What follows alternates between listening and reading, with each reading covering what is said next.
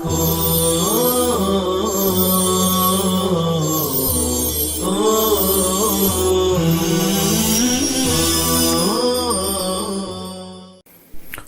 باللہ من الشیطان الرجیم بسم اللہ الرحمن الرحیم وَلَقَدْ أَرْسَلْنَا مُوسَى بِآيَاتِنَا وَسُلْطَانٍ مُبِينٍ بُرْهَانٍ بَيِّنٍ ظَاهِرٍ إِلَى فِرْعَوْنَ وَمَلَئِهِ فَاتَّبَعُوا أَمْرَ فِرْعَوْنَ وَمَا أَمْرُ فِرْعَوْنَ بِرَشِيدٍ سَدِيدٍ يَتَقَدَّمُ قَوْمَهُ يَوْمَ الْقِيَامَةِ فَيَتَّبِعُونَهُ كَمَا اتَّبَعُوهُ فِي الدُّنْيَا فَأَوْرَدَهُمْ وَأَدْخَلَهُمُ النَّارَ وَبِئْسَ الْوِرْدُ الْمَوْرُودُ هي وَأُتْبِعُوا فِي هَذِهِ الدُّنْيَا لَعْنَةً وَيَوْمَ الْقِيَامَةِ لَعْنَةً بئس الرفد الأون المرفوض رفدهم ذلك المذكور مبتدأ خبره من أنباء القرى نقصه عليك يا محمد منها أي القرى قائم هلك أهله دونه ومنها حصيد هلك بأهله فلا أثر له كالزرع المحصود بالمناجل وما ظلمناهم بإهلاكهم بغير ذنب ولكن ظلموا أنفسهم بالشرك فما أغنت دفعت عنهم آلهتهم التي يدعون يعبدون من دون الله غيره من زائدة شيء لما جاء أمر ربك عذابه وما زادوهم بعبادتهم لها غير تتبيب تقصير وكذلك مثل ذلك أخذ ربك إذا أخذ القرى أريد أهلها وهي ظالمة بالذنوب أي فلا يغني عنهم من أخذه شيء إن أخذه أليم شديد روى الشيخان عن أبي موسى الأشعري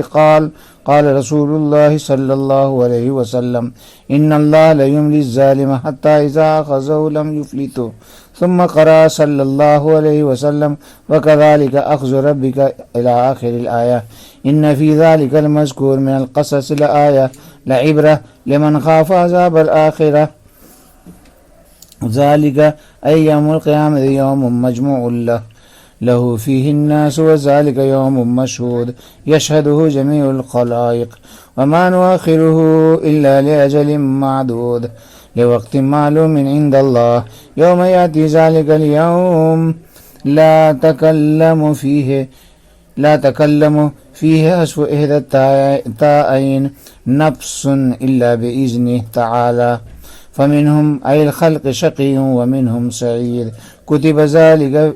فی الازل۔ ترجمہ دیکھیے، اور البتہ تحقیق کہ ہم نے حضرت موسیٰ علیہ السلام کو اپنی نشانیاں اور واضح حجت لے کر کے بھیجا، یعنی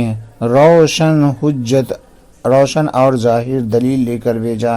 فرعون اور اس کے درباریوں کے پاس، تو ان لوگوں نے فرعون کے حکم کی پیروی کی، حالانکہ فرعون کا حکم درست نہیں تھا۔ وہ فرعون اپنی قوم کے آگے آگے چلے گئے قیامت کے دن، تو وہ لوگ بھی اس کے پیچھے پیچھے چلیں گے، جیسا کہ اس کے پیچھے پیچھے چلتے رہے دنیا میں، تو ان کو جہنم میں داخل کر دے گا۔ برا ہے وہ گھاٹ جس پر ان کو اتارا گیا، یعنی جہنم، اور ان کے پیچھے کر دیا گیا ہے اس دنیا میں، ان کے پیچھے کر دی گئی ہے لعنت، اور قیامت میں بھی ان کے پیچھے لعنت ہوگی۔ برا ہے وہ انعام جو ان کو دیا گیا، یعنی ان کا انعام، اور وہ جو مذکور ہے ذالک مبتدا ہے اور اس کی خبر آگے من انباء القرى، یہ مذکورہ چیزیں بستیوں کی خبروں اور قصوں میں سے ہیں جس کو ہم آپ کے سامنے بیان کرتے ہیں اے محمد صلی اللہ علیہ وسلم۔ ان بستیوں میں سے بعض موجود ہیں کہ اس کے باشندے تو ہلاک ہو گئے نہ کہ بستی، اور ان میں سے بعض وہ نیست و نابود ہو گئے، یعنی اس کے باشندے بھی ہلاک ہو گئے تو اس کا کوئی اثر باقی نہیں ہے، وہ دراتیوں سے کٹی ہوئی کھیتی کی طرح ہو گئے جس کا نام و نشان باقی نہ رہے، اور ہم نے ان پر ظلم نہیں کیا، ان کو بغیر جرم میں ہلاک کرنے کے ذریعے، لیکن ان لوگوں نے اپنے آپ پر خود ہی ظلم کیا شرک کر کے اور اسباب ہلاکت کو اختیار کر کے، تو نہیں دفع کیا ان سے ان کے معبودوں نے جن کی وہ اللہ کو چھوڑ کر عبادت کرتے تھے کچھ عذاب کا حصہ، جب تیرے رب کا حکم عذاب آ گیا اور وہ لوگ بتوں کی عبادت کر کے اپنے لیے نہیں اضافہ کیا خسارے کے علاوہ کچھ بھی، اور اسی طریقے سے یعنی اسی پکڑ کی طرح تیرے پروردگار کی پکڑ ہوتی ہے جب کسی بستی کو پکڑتا ہے اور اس کی گرفت کرتا ہے اس حال میں کہ وہ ظلم کرتی ہوئی ہوتی ہے۔ یہاں پر ارید اہلھا یعنی قرا سے مراد اہل قرا ہے یعنی باشندے، جبکہ وہ ظلم کرنے والی ہوتی ہے گناہ کا ارتکاب کر کے، یعنی ان کو اللہ تعالیٰ کی پکڑ سے کوئی بچا نہیں سکتی، کوئی چیز بچا نہیں سکتی۔ بے شک اللہ تبارک تعالیٰ کی پکڑ دردناک اور سخت ہے۔ شیخین نے روایت کیا حضرت ابو موسیٰ اشعری رضی اللہ تعالیٰ عنہ سے کہ رسول پاک صلی اللہ علیہ وسلم نے فرمایا کہ اللہ تعالیٰ ظالم کو مہلت دیتا رہتا ہے یہاں تک کہ جب اس کی پکڑ کرتا ہے تو اس کو مہلت نہیں دیتا، اس کو نہیں چھوڑتا۔ پھر اللہ کے رسول صلی اللہ علیہ وسلم نے اس آیت کریمہ کی تلاوت فرمائی، وَكَذَلِكَ أَخْذُ رَبِّكَ إِلَىٰ آخِرِ الْآیَةِ، بے شک ان مذکورہ قصوں میں عبرت ہے ان لوگوں کے لیے جو عذاب آخرت سے ڈرے، اور وہ یعنی قیامت کا دن ایسا دن ہوگا کہ جس میں لوگ جمع کیے جائیں گے، اور وہ قیامت کا دن حاضری کا دن ہوگا جس میں تمام خلائق حاضر ہوں گے، اور ہم قیامت کے دن کو ملتوی نہیں کرتے ہیں مگر چند دنوں تک کی مدت کے لیے، یعنی اتنے وقت کے لیے جو اللہ کو معلوم ہے۔ جس دن وہ دن آ جائے گا تو کوئی انسان اللہ کی تعالیٰ کی اجازت کے بغیر بات نہ کر سکے گا۔ لا تکلم میں دو تا ہے، تتکلم اس میں سے ایک تا کو حذف کر دیا گیا ہے۔ تو ان میں سے بعض یعنی تمام خلائق میں سے بعض تو بد نصیب ہوں گے اور ان میں سے بعض نیک بخت ہوں گے، خوش نصیب ہوں گے، اور اس کو ازل ہی میں لکھ دیا گیا ہے۔ گزشتہ آیات میں چھٹا قصہ حضرت شعیب علیہ السلام اور ان کی قوم کے متعلق پورا ہوا۔ آگے کی آیات میں ساتواں قصہ حضرت موسیٰ علیہ السلام اور فرعون کے متعلق ہے، جو کہ اس سورہ کا آخری قصہ ہے، جس میں یہ تعلیم دی گئی ہے کہ سلطنت اور مال و دولت، قوت و شوکت خدا اور اس کے رسول کے مقابلے میں کچھ بھی کام نہیں آتی۔ جس نے حق کا اتباع کیا اسی کو عزت ملی، اور جس نے حق کی مخالفت کی وہ انجام کار کے اعتبار سے ذلیل در ذلیل ہوا۔ چنانچہ ارشاد فرمایا جا رہا ہے، وَلَقَدْ أَرْسَلْنَا مُوسَىٰ بِآيَاتِنَا وَسُلْطَانٍ مُّبِينٍ بُرْهَانٍ بَيِّنٍ ظَاهِرٍ إِلَىٰ فِرْعَوْنَ وَمَلَئِهِ کہ البتہ تحقیق کے ہم نے حضرت موسیٰ علیہ السلام کو اپنی نشانیاں اور واضح دلیلیں دے کر فرعون اور اس کے سرداروں کے پاس بھیجا۔ یہاں پر جو آیات کا ذکر ہے، ان آیات سے مراد آیات 9 ہے، اور سلطان مبین سے مراد بقول بعض عصا ہے۔ عصا اگرچہ آیات 9 میں داخل تھا، پھر بھی الگ سے ذکر فرمانا اس لیے ہے کہ یہ حضرت موسیٰ علیہ السلام کی نبوت کی سب سے بڑی نشانی تھی اور سب سے بڑا معجزہ تھا۔ اور بعض لوگوں نے فرمایا کہ سلطان مبین سے مراد دیگر معجزات ظاہرہ اور دلائل واضحہ ہیں، اور دلائل کو، حجت کو جو سلطان کہا گیا ہے وہ اس لیے کہ حجت بھی فریق مخالف کو مغلوب کرتا ہے، اور حجت سے بھی فریق مخالف مغلوب ہوتے ہیں، جس طرح سلطان سے سامنے والا آدمی مغلوب ہوتا ہے۔ تو حجت و دلائل اور سلطان یہ دونوں مغلوب کرنے میں شریک ہیں، اس لیے حجت کو سلطان سے تعبیر کیا جاتا ہے۔ پہلی صورت میں عطف الخاص علی العام ہے، اور دوسری صورت میں عطف عام علی الخاص ہے۔ بہین طور کے آیات 9 خاص نشانی ہیں اور سلطان مبین دیگر عام معجزات اور دلائل ہیں جن میں آیات 9 بھی داخل ہیں۔ آگے فرمایا گیا فاتبعوا امر فرعون کہ ان لوگوں نے فرعون کے حکم کی پیروی کی، یعنی دلائل و معجزات کی بالکل پرواہ نہ کیا بلکہ امر فرعون کے پیچھے لگ گئے۔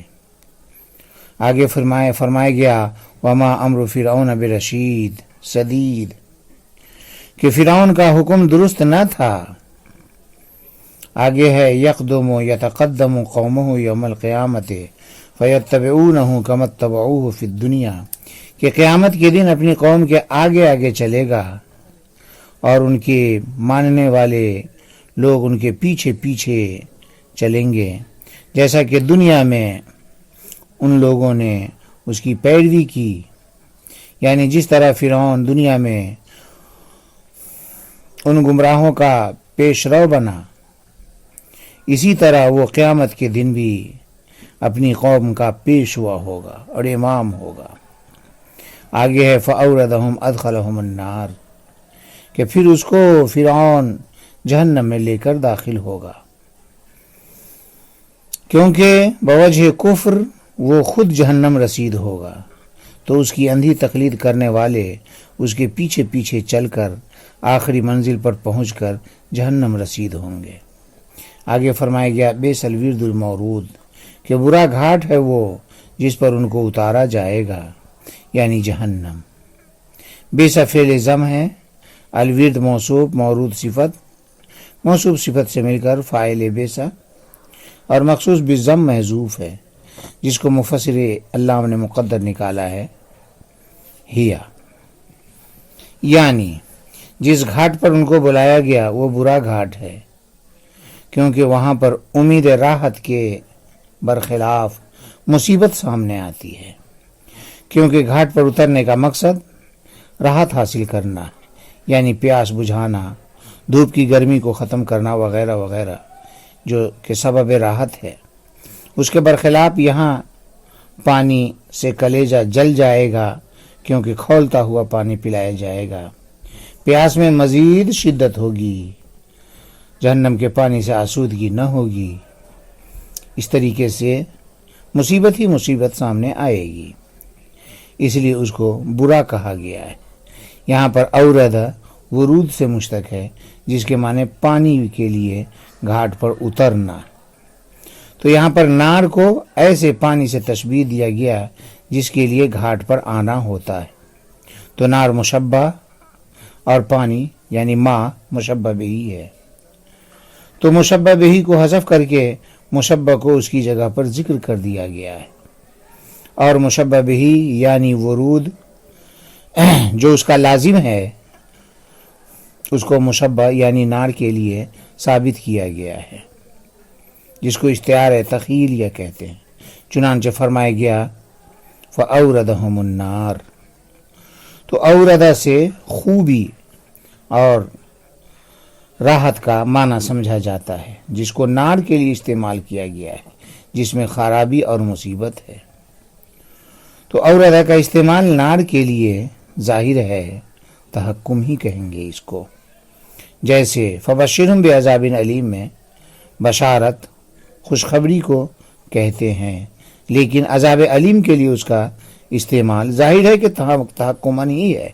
اسی طریقے سے اوردہ کا استعمال نار کے لیے تحکمن ہوگا۔ فرعون اپنے قوم کو جہنم کے پاس آگے آگے چل کر لانے کو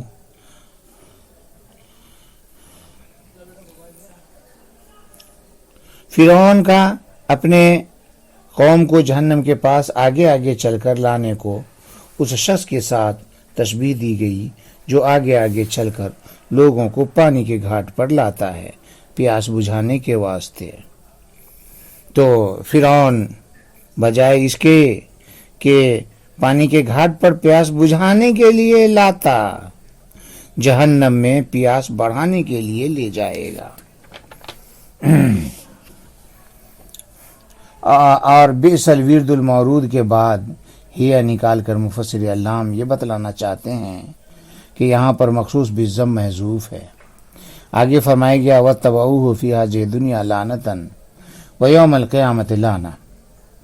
کہ اس قوم کے پیچھے اس دنیا میں بھی لعنت لگا دی گئی، کیونکہ ان متکبرین پر ہر شخص دنیا میں بھی لعنت کرتا رہتا ہے، اور قیامت کے دن بھی لعنت ان کے پیچھے لگی ہوگی کہ تمام اہل محشر ان پر لعنت کریں گے، یعنی لعنت کا سلسلہ لگاتار ان کے ساتھ چلتا رہے گا، دنیا میں بھی، دنیا کے ختم ہونے پر ختم نہ ہوگا، قیامت میں بھی چلتا رہے گا۔ آگے فرمایا گیا بئس الرفد المرفود رفدہم، کہ برا انعام ہے جو ان کو عطا کیا گیا۔ یہاں پر رفد سے مراد لعنت اولا یعنی دنیا کی لعنت ہے، اور لعنت کو رفد کہا جانا یہ بھی تحکمن ہے، اور مرفوض سے مراد وہ شخص ہے جو لعنت ثانیہ یعنی قیامت کی لعنت کا مستحق بنا۔ آگے فرمایا گیا ذالک المذکور مبتدأ خبر من انباء الغیب خبرہ من انباء القرى خبرہ من انباء القرى نقصہ علیک یا محمد۔ اس صورت کے مذکورہ 7 قصے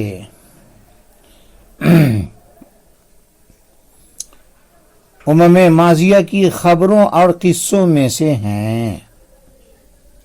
یہاں پر ذالک مبتدا ہے، من انباء الغیب من انباء القرى اس کی خبر ہے۔ بہرحال یہ 7 قصے امم ماضیہ کے خبروں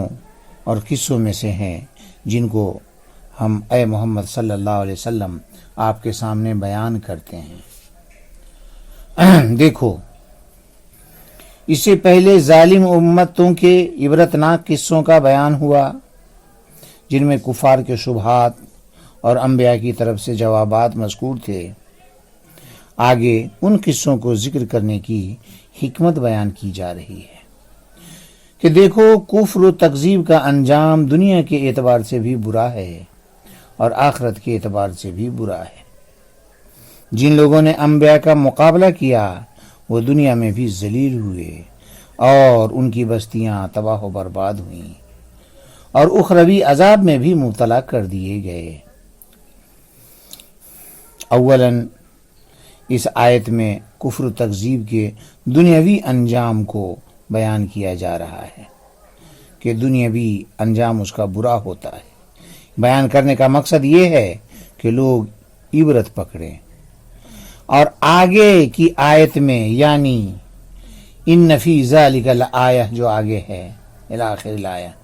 اس میں کفر و تکذیب کے اخروی انجام کو بیان کیا جائے گا اور اخروی عذاب کو بیان کیا جائے گا۔ مقصد اس کا بھی یہی ہوگا کہ لوگ اس سے نصیحت پکڑیں۔ اب دیکھیے، ظاہر ہے کہ اس قسم کے عجیب و غریب واقعات کا علم بغیر تعلم اور تعلیم کے نہیں ہو سکتا، لہذا بغیر تعلیم و تعلم کے ان جیسے عجیب و غریب واقعات کو بیان کرنا ظاہر ہے کہ یہ آپ کی نبوت کی دلیل ہے، کیونکہ اس قسم کا علم وحی کے بغیر ناممکن اور محال ہے۔ چنانچہ فرمایا گیا منہا ای القرى قائم ہلک اہلہ دونہ ومنہا حسید ہلک باہلہ کالزرع المحصود بالمناجل، کہ ان میں سے بعض بستیاں باقی اور موجود ہیں نہ کہ ان کے باشندے،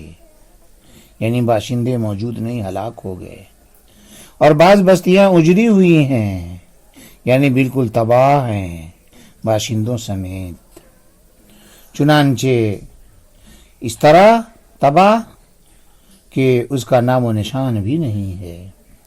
ان کی مثال اس کھیتی کی مانند ہے جس کو دراتیوں سے کاٹ لیا گیا ہو۔ یہاں موجود بستی کو قائم اور اجری بستی کو حسید کہا گیا۔ دراصل قائم و حسید کو اس کھیتی سے تشبیہ دی گئی ہے جس کے بعض پودے اپنی جڑ پر کھڑے ہوتے ہیں اور بعض بالکل ہی کٹ چکے ہوتے ہیں جس کا نام و نشان بھی باقی نہیں رہتا۔ اسی طرح اہل کفر کی بستیوں کا حال ہے کہ بعض کے باشندے ہلاک ہوئے مگر بستی باقی ہے، اور بعض بستیاں اپنے باشندہ سمیت ہلاک و برباد ہو گئے کہ اس کا کچھ نام و نشان باقی نہیں۔ آگے فرمایا گیا وما ظلمناہم بإہلاکہم بغیر ذنب ولكن ظلموا انفسهم بالشرک فما اغنت دفعت عنہم آلہتہم التي يدعون يعبدون من دون الله غیرہ من شیء لما جاء امر ربک عذابہ۔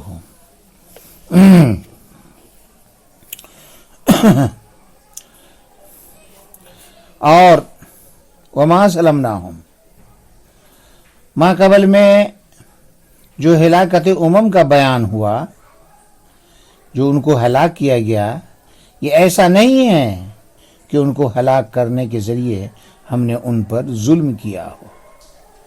کہ بغیر جرم کے ان کو ہلاک کر دیا ہو، ایسا نہیں ہے، بلکہ ان لوگوں نے خود ہی شرک کر کے اپنے اوپر ظلم کیا، تو ان سے عذاب کا کچھ بھی حصہ ان کے معبودوں نے دفع نہیں کیا، جن معبودوں کی وہ اللہ کو چھوڑ کر عبادت کرتے تھے۔ جب آپ کے رب کا حکم عذاب ان کے بارے میں آ گیا تو ان کے معبودان باطلہ نے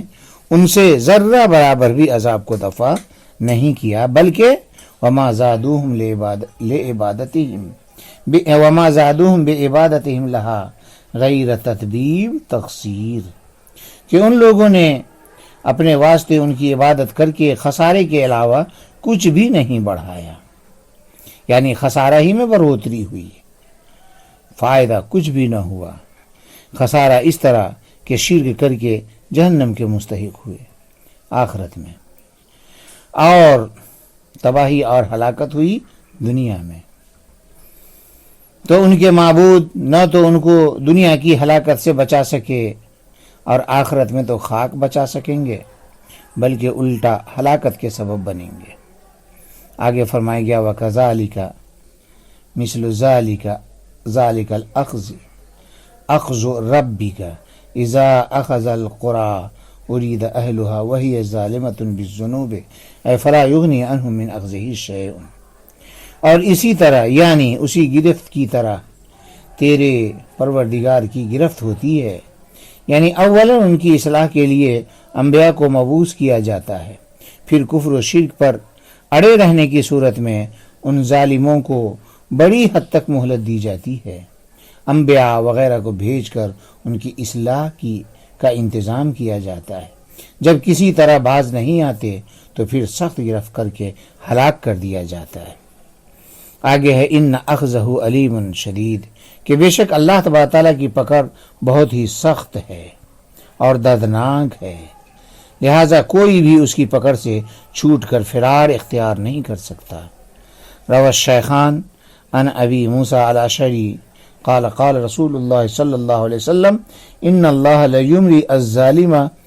حتی اذا اخذہ لم یفلتہ ثم قرأ صلی اللہ علیہ وسلم وکذالک اخذ ربک الی آخر الآیہ، کہ شیخان کی روایت حضرت ابو موسیٰ اشعری رضی اللہ تعالیٰ عنہ سے منقول ہے کہ آپ صلی اللہ علیہ وسلم نے فرمایا کہ اللہ تبارک تعالیٰ ظالم کو مہلت دیتا رہتا ہے، وسعت رزق عطا فرما کر، لمبی لمبی عمریں عطا فرما کر، صحت عطا فرما کر، پھر جب اس کی پکڑ کرتا ہے تو اس کو بالکل نہیں چھوڑتا۔ لہٰذا ظالم کے لیے ضروری ہے کہ توبہ کرے اور ظلم سے باز آ جائے اور مظلوم سے معافی مانگے تاکہ اس وعید سے وہ بچ سکے۔ پھر اس کے بعد آپ صلی اللہ علیہ وسلم نے وَكَذَلِكَ أَخْذُ رَبِّكَ کی تلاوت فرمائی۔ مطلب یہ ہے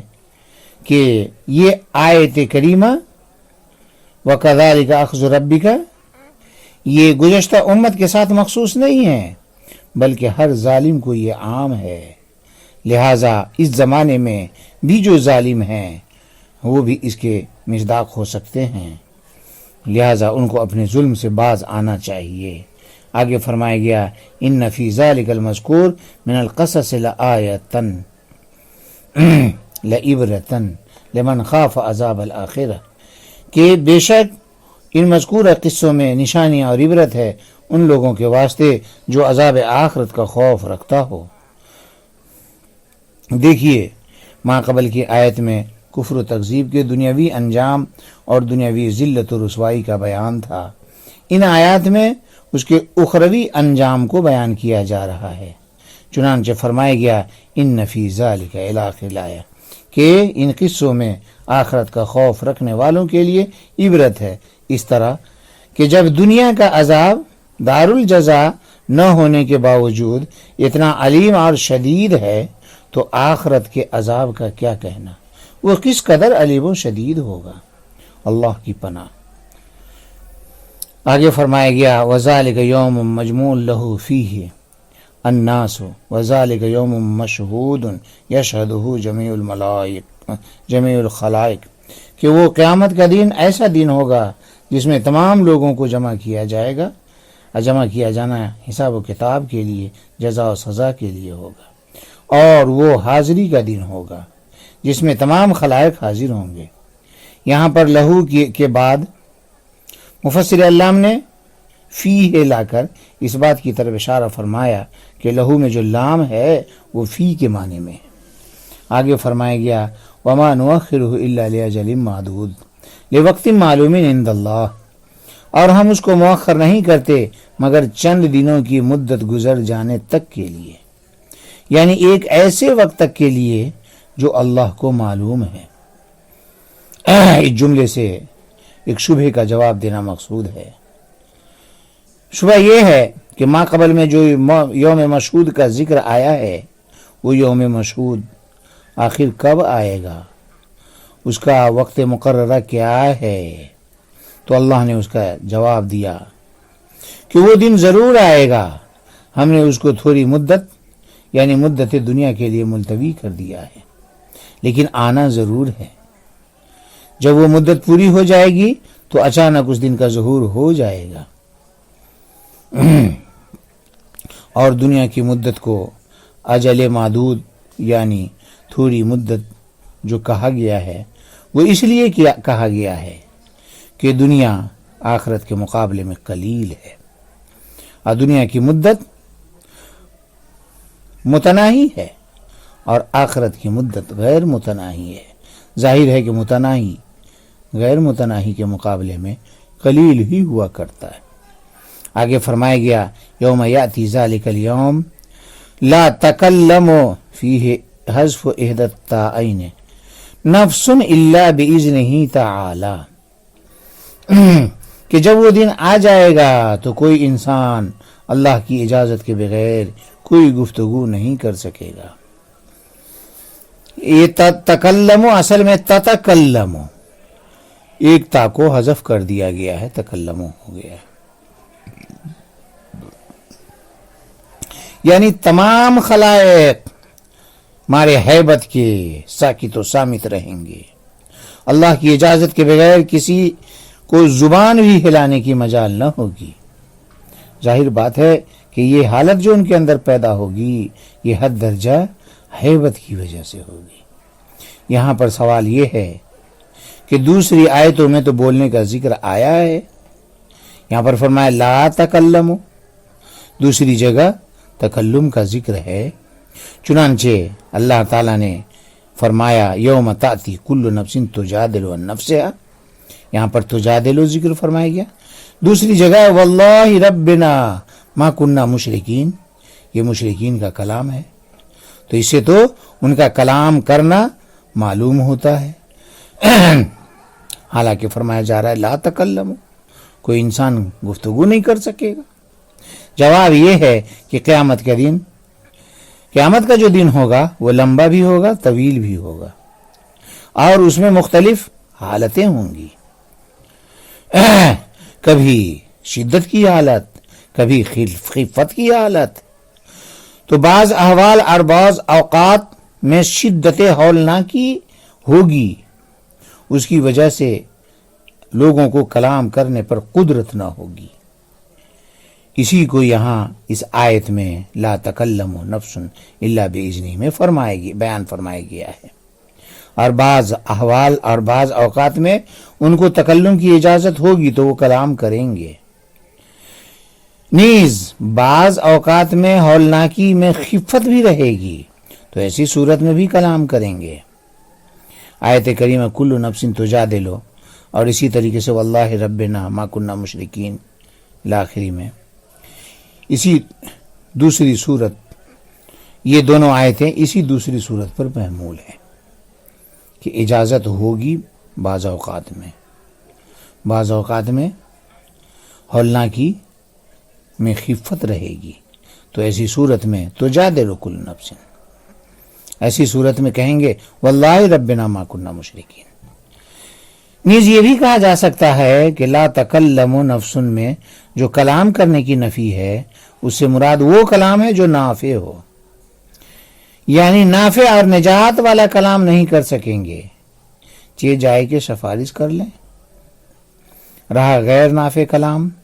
تو اس کی نفی مقصود نہیں ہے، کیونکہ کفار سے کبھی کبھی غیر نافع کلام صادر ہوگا جو بکواس ہوگا، غیر معتبر ہوگا۔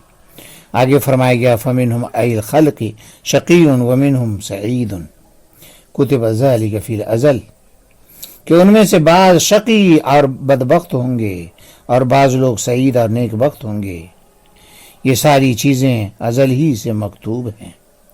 یعنی محشر میں جمع ہونے والے تمام لوگ دو قسم کے ہوں گے، نمبر ایک شقی، نمبر دو سعید۔ چونکہ یہ مقام تحذیر ہے اس لیے شقی کو پہلے ذکر کیا گیا، سعید کو بعد میں ذکر کیا گیا، یعنی اشقیاء کے ذکر کو سودا پر مقدم اسی وجہ سے کیا گیا۔ یہاں ایک تیسری قسم بھی ہے جس کو ذکر نہیں کیا گیا، وہ قسم وہ لوگ ہیں کہ جن کی حسنات و سیئات برابر ہوں گے، یا یہ کہ ان کے پاس نہ حسنات ہوں گی نہ سیئات، مثلا دیوانے، اطفال۔ یہ تیسری قسم اللہ کی مشیت کے تابع ہوگی، یعنی ان کے بارے میں اللہ جو چاہے گا حکم کرے گا، اسی وجہ سے یہاں پر اس تیسری قسم کو ذکر نہیں فرمایا گیا۔ وآخر دعوانا